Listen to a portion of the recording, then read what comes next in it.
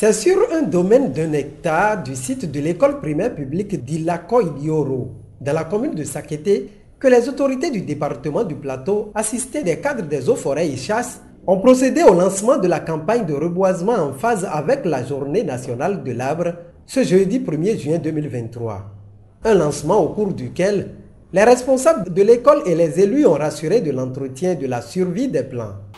Les apprenants, le personnel enseignant, les membres du bureau de l'association des parents d'élèves, le chef de village et toute la population vous remercie infiniment pour avoir porté votre choix sur notre établissement.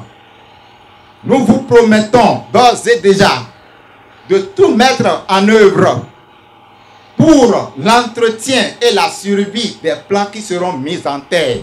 C'est un grand plaisir pour nous et un honneur d'abriter sur le plan départemental cette célébration de 39e journée de la journée de l'arbre. Le thème de cette année est évocateur.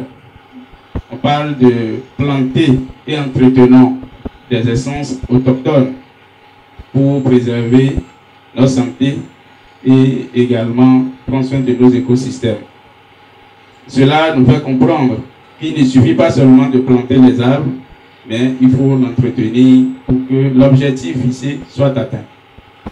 Je souhaite, au-delà de ce qui serait fait ici aujourd'hui, pour lancer cette journée au niveau départemental, chacun puisse véritablement, dans sa maison, dans sa ferme, continuer par planter les arbres. L'accent est mis depuis 2 ou 3 ans sur les essences autochtones parce que le constat est qu'il y a certaines espèces qui sont sur la voie de disparition. Et si dès maintenant nous ne prenons pas garde, dans 20 ans, 30 ans, il y a certaines essences que nous n'allons plus voir. Donc le souhait est que les essences qui sont les essences autochtones, nous puissions multiplier leur plantation. Une occasion pour l'administration forestière de rappeler les objectifs de cette journée. Aujourd'hui, c'est le 1er juin, une date qui a une résonance forestière dans l'esprit du citoyen béninois.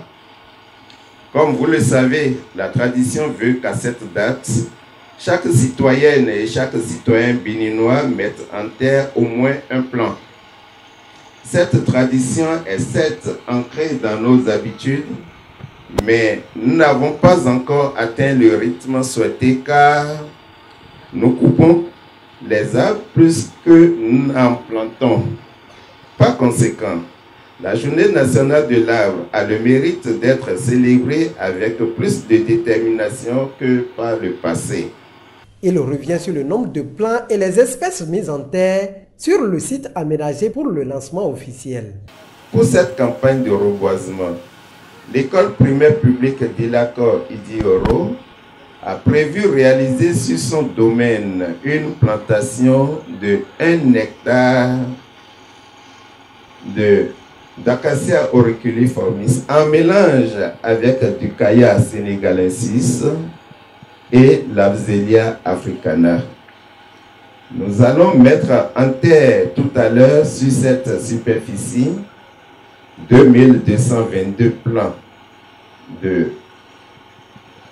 d'Acacia auriculiformis à écartement de 2x2 et 278 plants de Caya sénégalensis et de Absélia africana à écartement de 6x6.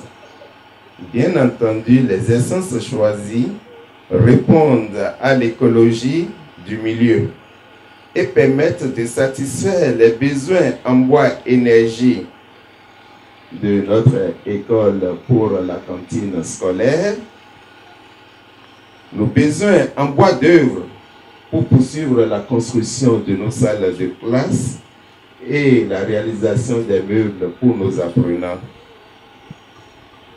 Et profiter des nombreuses vertus des plantes médicinales des espèces autochtones dont le caïsra. L'autorité départementale, pour sa part, a insisté sur la nécessité de promouvoir les essences autochtones pour restaurer l'écosystème.